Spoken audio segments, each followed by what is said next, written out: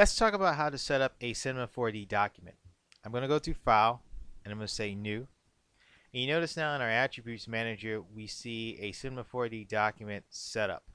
Okay, we have three different tabs we're going to take a look at, which is the Project Setting, Info, and Dynamics. For Project Setting, you have a couple of things to use and to work with. You have your document scale. This gives you, when you set it to 1, a 1-to-1 ratio from 3D environment or 3D world to object within the 3D world. You have an option of using different types of measurements such as centimeters, kilometers, meters, miles, yards, feet, and inches. If you do anything in architectural work, you will be using yards, feet, and inches if you bring it in an AutoCAD file or a SketchUp or Revit file to model a building or room. Usually by default, Cinema 4D launches in meters in earlier versions, and now in version 12, it gives you a choice of choosing between centimeters or any type of other measurement. Using meters is pretty much the best when you're measuring for animation within a 3D world. But again, it all depends on what you're doing in production that you would change the setting. You can always go back while you're working on the 3D file and make changes to this. And how do you do that? Say if I click on an object, you notice now that my attribute manager now will focus on what object I clicked on to the screen. But if I want to get back to the document setup, I just simply go to Edit and Project Settings. Okay. And you see also I can do a Control D or an Apple D if you're working on the Mac to bring this menu back up. So let's continue and talk about this a little bit more. You have FPS, which is frames per second. You will always keep this at 30 frames per second. Unless you're doing something for the web, you can bring it down to 12 frames or 15 frames per second, which would be a half a second speed to compensate for the downloading or the web streaming. Another important aspect is the document time. You notice this correlates to what we see in our timeline. So you have document time starting at 0. This means that this is where the slider is on the timeline. So if I want to go to frame 30, you see now I drag my slider to 30 in my timeline, but also the document time is now documented at 30, the frame 30. Okay, so that tells me where my current frame I'm actually working at. I have a minimum time and a maximum time, and I have a preview minimum time and a preview maximum time. These are totally different, but they can look the same. The minimum time is at 0, so we start at 0, and then our maximum time, our timeline, is 90. Say if I want to create a 10-second animation. So it would be 300 frames here. So I would go type in 300, hit enter, and you see a couple things happen. One, in our timeline, we see 0 and 300, but you notice in our preview, we're still at 0 to 90. So I can do this, I can change this into two different ways. I can go in and say for preview time, max time, just type in 300, hit enter, and you see now that the timeline has now expanded out from 0 to 300. Or I can grab in one of the anchors within the larger slider and zoom in and zoom out. Now this is very useful. Say for example, I'm looking at this cube and I'm looking at this at frame 50. Okay, so that's 50 there. So the timeline starts at 50, and I want to look at this up until 120. And I can drag this to 120. So now when I play back the scrub head or just the play button, it would only play between frames 50 to 100. That's the only thing we will see in the viewport itself.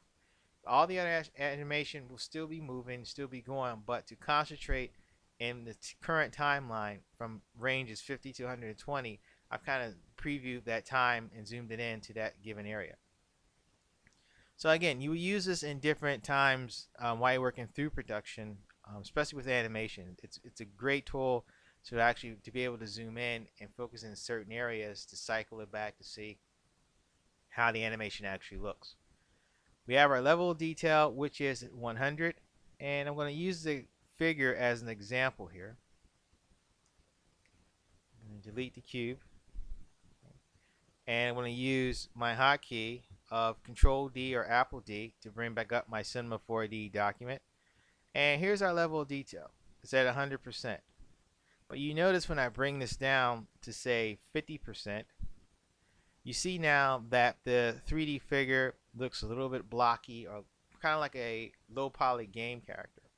It's very important because when you render this out like this, it will render out as this kind of a low poly kind of a style, and you really want the best rendering possible. So you always want to keep this at 100 unless you're working with a million or plus polygons, which is possible when you're doing a lot of detailed modeling or a very detailed integrated environment. You would need to bring this down. Now, the corollary of this, and we will talk about this more when we go into rendering, is that the rendering level of detail in the editor. You want to always have this match, and the way to do that is to keep this unchecked. If you're doing production tests or production runs, you can check this out, and it's okay that you can render it out at 50% because it's just a test or a wireframe to see how the shot would actually look. But when you're working on final versions of a scene, you will always keep this unchecked and keep your level of detail at 100%. The next area talks about what we will see in the document, what can be animated, what can be created. We have animation, which means you can make keyframes. We have expressions, which you can actually use coffee scripts, Python scripts, or Espresso scripts. We have generators. Generators mean we can move things such as characters, such as objects, and keyframe those movements. We have deformers, which we can deform models, areas of models, and we can use the motion system, meaning we can use the forward chromatic system or inverse chromatic systems working with characters. We can use hinges if we're working with doors or car doors or windows, things of that sort. Next we have the object color, and again it's set by default at gray blue. This is a personal preference when you're working in production, going back into making your interface user friendly for your production style. You can change this to any color that you like. It's no right or wrong way. It's just what works best for you when you're looking at the screen for a long period of time. And if you want to have things color coded or things of that sort, you can change this color to whatever your production style is. Okay, there's no right or wrong way or no suggested colors which you should keep or not keep. This is totally flexible to your production style. For view clipping, this is important, and you want to kind of keep this at medium, but it depends on the type of work that you're working on when you actually switch this to, say, for small or to large, or even customize what area on the viewport you want to clip in rendering and what area you don't want to be clipped. Okay. By default, it's set to medium, and pretty much medium works with every type of production. You probably would change this if you're doing some type of a game or some really large architectural visualization project. You want a linear workflow, meaning that you have a timeline and you can actually tweak the keys using the F-curves, using the motion systems and an advanced timeline to tweak your animation and to tweak your camera movement. And finally, we have the import color profile, and by default is set to sRGB, and pretty much every other graphic software is set to sRGB, meaning that you can take a texture that's created in Photoshop or in Illustrator and bring it in Cinema 4D, and your color profile will match your current Cinema 4D document with the texture that you're bringing in. It's also good that when you create a rendering file or a compositing file to go out to After Effects or Motion or Final Cut Pro, or you're working in Premiere, the colors will be matched for the post-production and the editing. You don't have to work on doing any type of color solving or auto level detailing to match the color to the original results or desired results that you want for your final video to look like. Next, we'll click on Info, and Info is pretty much just documenting what this file is all about. You can pick your name as the author, copyright information, different type of information about the project, and you see this shows what file format, what file version, what version of the software, what day it was created. Pretty much gives you a kind of a timestamp of the file. And this is very good in production because if you're working with a group of people and a person gives you a file and you don't know, there's a problem with the file, there's missing a texture, this gives you the information to know who to contact within the production by the author's name and to find the missing texture, or to help that get that person to help you solve the problem with the file. So this is very useful information for a very good production setting, and it should be used wisely and used as much as possible. I mean, just to copyright your files and to keep a track of who is doing what in a given production. Finally, we have the Dynamics tab, and this pretty much enables dynamics or simulations to be created in a document. This is set by default, and usually you won't have a problem with this. If you're not going to use any type of simulation, then it won't take up any other space or things of that sort. Okay. This goes into if you're working on a special type of file that, say, you're a visual effects artist and you're just going to stick only to dynamics. You want to have a file that shows or freezes the dynamics, and you don't want the simulation to run. You uncheck this, and you see it has a cache, so you can bake this to things like particle systems and moving hair. You can bake those to make it run faster in the viewport and render out a lot quicker.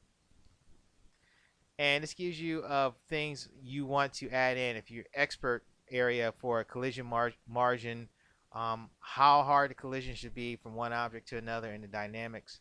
And then you have your visualization if you want to enable that when you're creating with the virtual walkthrough, walking through a 3D space. You know, can I collide with a wall? Can I not collide with a wall? And again, you can set this with the main document setup, or you can set it as you're using the plugin or the module within Cinema 4D. So it's still, again, all very flexible. So this shows you how to set up a new file or a new document in Cinema 4D.